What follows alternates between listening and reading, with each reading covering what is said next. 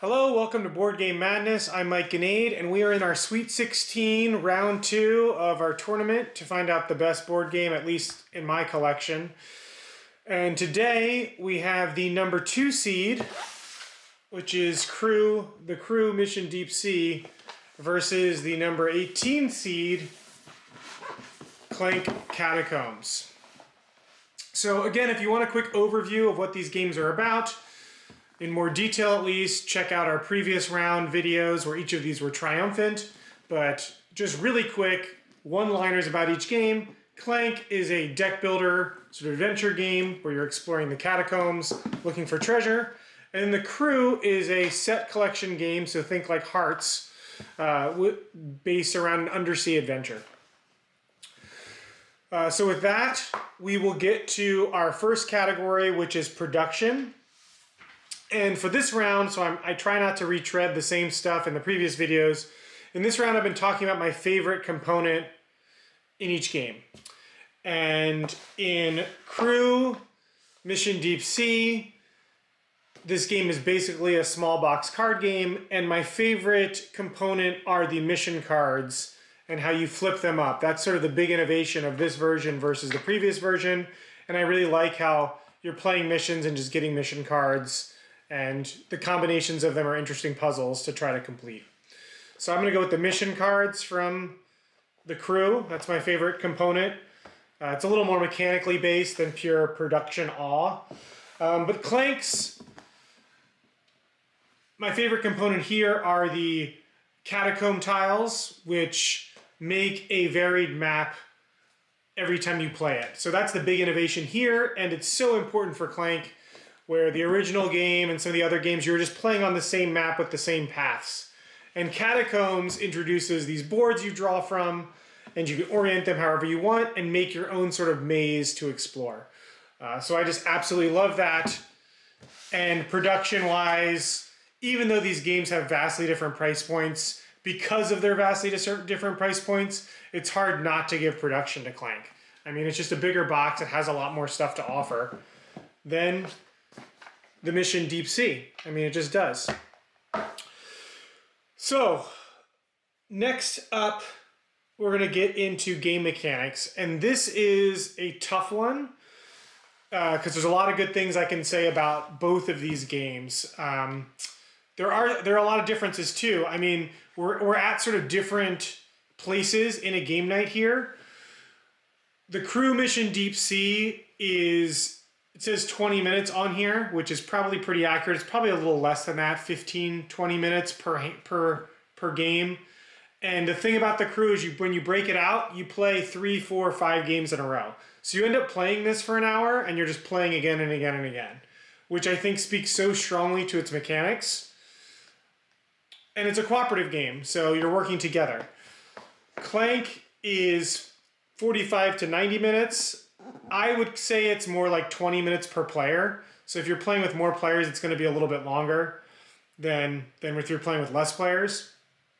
Maybe if you're playing with 2 really fast players, you can play in under, I think you can play in 40 minutes, 45 minutes. It says 45 minutes to 90 minutes. So it's about 20 minutes per player, really. And this is a competitive deck building game about scoring points. So, it's a completely different thing. Do you want to play cooperative, work together with some, this is more of like a party fun thing where you're all working together. This can get competitive and cutthroat as people are knocked out and the dragon eats them effectively. So it's different things. And what I've been trying to do about each of these games in this category is to talk about mechanically the thing that I like the least.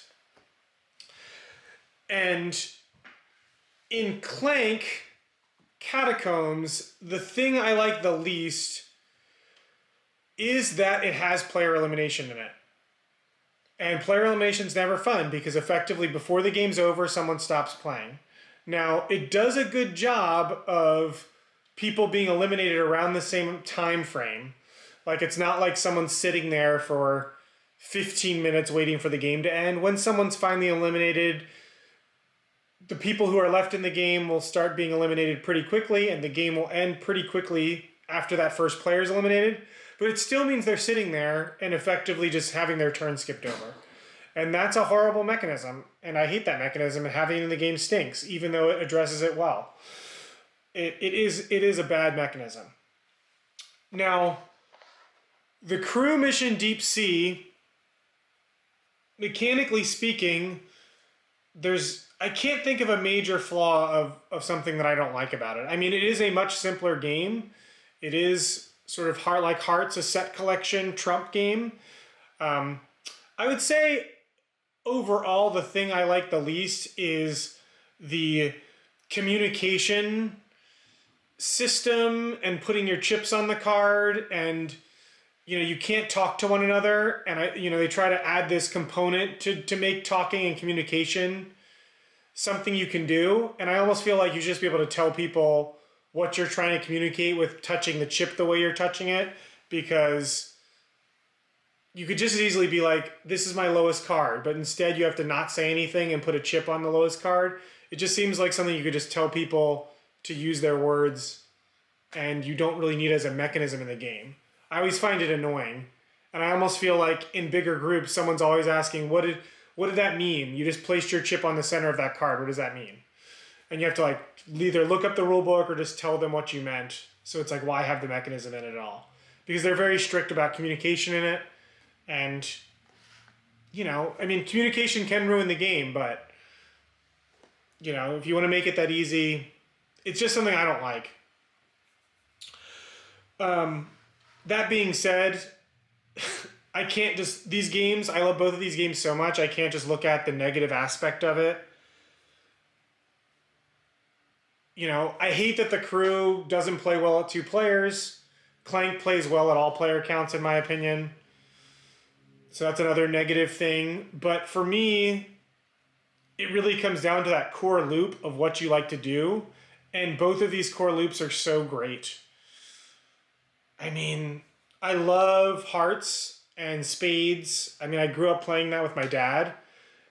So I love that mechanism. And this is the only sort of hobby board game that's captured that mechanism better than those traditional playing card games.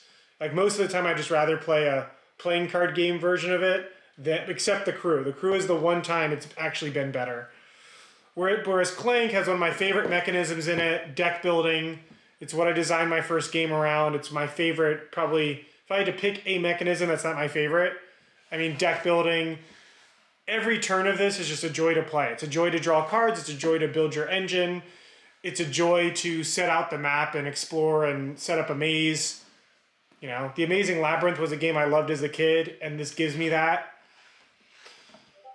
So I think because Catacombs is a competitive game, and because it's a longer game, and because it has the mechanism I like more, I think I'd lean towards Clank Catacombs.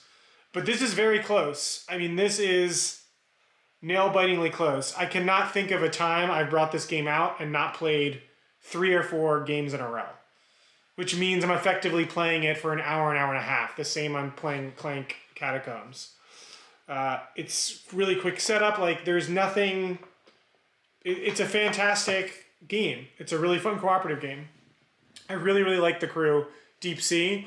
And it's a game that's not talked about a lot, but every time you talk to about somebody, they're like, oh yeah, that is really good. Because it is. It's just incredibly fun. It's just not super crunchy or super deep. Clank Catacombs really is an evolution. I've liked all the Clanks, and it really just is my favorite. So game mechanics, I'm going to give it a slight edge. I'm not going to call it a tie. I'm going to give it to Clank. I am going to give it to Clank.